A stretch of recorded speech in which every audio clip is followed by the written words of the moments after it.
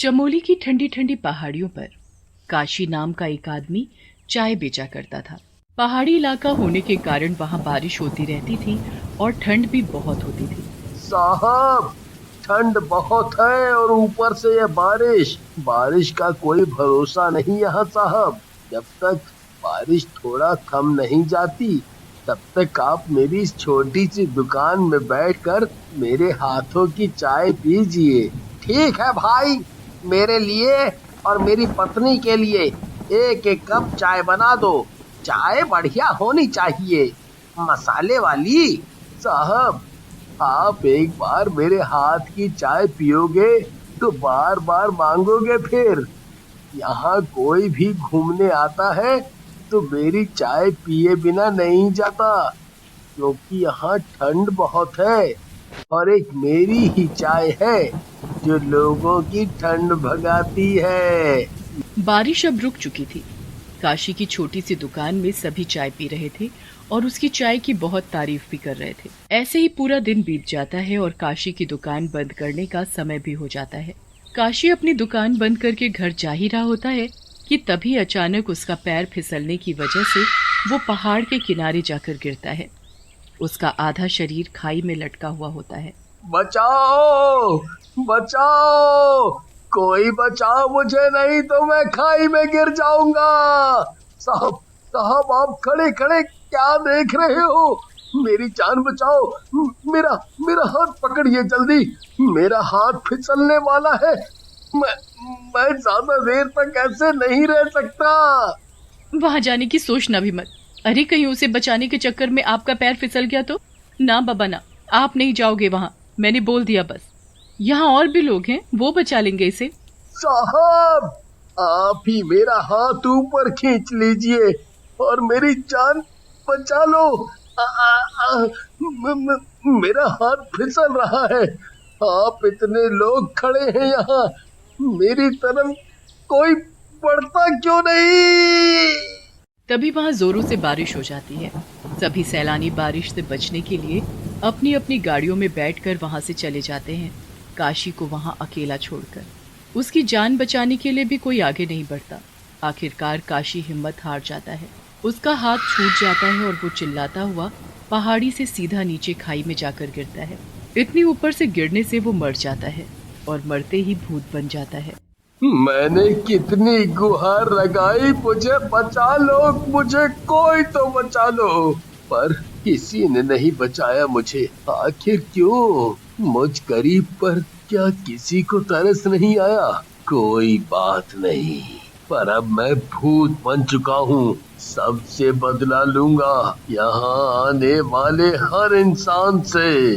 एक दिन पहाड़ों पर घूमने आए पति पत्नी नवीन और श्वेता वहाँ घूम रहे थे, मजे कर रहे थे। तभी वहाँ काशी का भूत अपने मुंह पर गमछा लपेटकर उनके पास जाता है। साहब, चाय पिलाओ क्या? मेरे हाथ की बनी चाय आपको बहुत अच्छी लगेगी। मैं अभी आप दोनों के लिए चाय बना देता हूँ, वो भी मसाले वाली। नहीं पीनी तुम्हारी चाय, अब जाओ यहाँ से। हम इतनी दूर घूमने और एंजॉय करने आए हैं, तुम्हारी चाय पीने नहीं।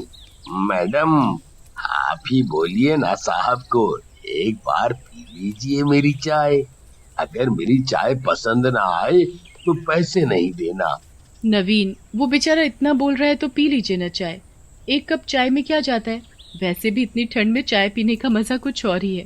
लाओ चाय, मुझे भी और मैडम को भी। दोनों चाय पीकर चाय वाले की बहुत तारीफ करते हैं और उसे पैसे देकर आगे बढ़ जाते हैं। कुछ आगे बढ़ते ही दोनों को पता नहीं एकदम से क्या हो जाता है। दोनों सड़क से हटकर खाई के किनारे पहुंच जाते हैं। देखने वाले उन दोनों को बहुत आवाज लगाते हैं। ओ भाई, आगे खाई है, उधर मत जाओ। सुनो, क्या बात है? पीछे मुड़कर दोनों में से किसी ने भी नहीं देखा। सभी भागकर दोनों को पकड़ते। उतने में नवीन और श्वेता खाई में कूद पड़ते हैं। वहाँ खड़े सभी लोग हैरान थे ये सब देखकर। आखिर कोई कैसे अपने आप खाई में गिर सकता है? ये सब मेरी चाय का कमाल है। मैं ऐसे ही यहाँ आने वाले हर एक इंसान को अपनी चाय पिलाकर मार दूंगा। ये चाय बिल्कुल मेरे जैसी है। ये चाय ही अब मेरा साथ देगी। अरे अरे, वो देखो उधर, फिर से कोई खाई की तरफ बढ़ता जा रहा है। जल्दी रोको उसे, नहीं तो वो भी खाई में गिर जाएगा। ये सब क्या हो रहा है? आज तक कभी कोई इस खाई में नहीं गिरा, पर अब देखो रोज कोई ना कोई इसमें गिर रहा है, और ऐसा लगता है जैसे मरने वाला अपनी मर्जी से खाई में कूद रहा हो। आसपास के सभी दुकान वाले आपस में बात कर रहे थे। सभी को अब अपने काम की चिंता थी। वहां काशी के घर उसकी माँ हेमा उसके घर ना लौटने की वजह से बहुत परेशान थी। वो उसे हर जगह ढूंढती फिर रही थी। ओ भाई, क्या तुमने मेरे बेटे काशी को देखा है? वो वहां पहाड़ों पर चाय बेचता है। 2 दिन से घर नहीं आया। बड़ी चिंता हो रही है। हेमा काशी को सभी से पूछती फिर रही थी। पूछते पूछते वो काफी दूर निकल जाती है, वहीं जहाँ काशी लोगों को चाय पिलाया करता था। काशी, ओ काशी बेटा, कहाँ है तू? देख, तेरी माँ तुझे ढूंढते ढूंढते यहाँ तक आ गई। हेमा को अभी भी काशी कहीं नहीं मिला। मिलता भी कैसे, वो तो मर चुका था। रात बहुत हो चुकी थी। हेमा बहुत थक गई थी। वो रोती हुई एक पेड़ के नीचे जाकर बैठ जाती है। भूत, छोड़ छोड़ भूत, छोड़ मुझे भूत। चुप हो जाओ, शोर मत करो माँ, नहीं तो कोई आ जाएगा। तुमने मुझे माँ क्यों कहा? माँ, मैं हूँ तुम्हारा बेटा ही तुम्हें माँ बोल रहा है। मेरा बेटा? मेरा बेटा भूत नहीं है और तुम भूत हो। मेरा बेटा कहाँ है? कहीं तुमने मेरे बेटे को कुछ किया तो नहीं है? बताता क्यों नहीं? मैं उस पहाड़ी पर लटका था, मुझे किसी ने नहीं बचाया। सभी मेरे गिरने का तमाशा देख रहे थे। मैंने कितनी गुहार लगाई लोगों को कि मुझे बचा लो, पर किसी की हिम्मत नहीं हुई मुझे बचाने की। अगर सब मिलकर मुझे बचा लेते तो आज तुम्हारा बेटा जिंदा होता। माँ। काशी, मेरे बच्चे, ये तुझे क्या हो गया? तू अपनी माँ को अकेला छोड़ गया। अब तेरी ये बूढ़ी माँ तेरे बगैर कैसे जिएगी? मत रो माँ, मैं मरकर भूत बना हूँ, सिर्फ बदला लेने के लिए। मैं यहाँ आने वाले सभी सैलानियों को अपनी चाय पिला पिला कर मार रहा हूँ।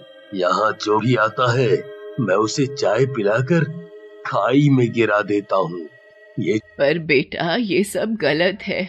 तू तो नहीं रहा अब इस दुनिया में, पर जरा सोच, वो हर एक दुकान वाले, वो छोटे बच्चे जो अपने माँ बाप के साथ घूमने आते हैं, उन सब का क्या होगा? एक तरह से सभी की जिंदगी बर्बाद है। रहने दे, छोड़ ये सब। मेरे लिए तो तू अभी भी मेरा बेटा है। तेरे भूत होने से मुझे कुछ लेना देना नहीं। बस तू मेरे साथ घर चल, मैं किसी को कुछ पता ही नहीं चलने दूंगी। अगर तुम मेरी माँ होती तो मेरा साथ देती, ना कि मना करती। माँ, तुम्हें तो पता ही है कि मैं कितना जिद्दी हूँ। एक बार जो ठान ली सो ठान ली, उसे पूरा किए बिना नहीं छोड़ता। अब तुम घर जाओ और मुझे भूल जाओ। दोनों को बातें करते करते सुबह हो जाती है। माँ, सुबह हो गई है, तुम अब घर जाओ और मुझे मेरा काम करने दो। भूत इतना बोलकर मुंह पर गमछा लपेटकर सुबह की चाय पिलाने चल देता है लोगों को। हेमा दूर खड़ी सब देख रही थी। मुझे पता है कि मेरा बेटा जिद्दी है। उसकी जिद हमेशा मैंने पूरी की, पर अब नहीं। मैं मासूम लोगों को इसकी जिद का शिकार नहीं होने दूंगी। मुझे अपने बेटे के शव को जलाना होगा और उसके लिए मुझे उस खाई में उतरना पड़ेगा। हेमा हिम्मत बनाकर पहाड़ों में बने संकरे रास्ते से होती हुई कुछ ही घंटों में नीचे खाई में उतर जाती है। आग लगते ही भूत को एहसास हो जाता है और वो अपने चेहरे से गमछा हटाकर खाई में झांक कर देखता है। तुमने क्या किया? ये तुमने सही नहीं किया। माँ, मुझे बचा लो, मुझे मत जलाओ। माँ, मुझे मत जलाओ।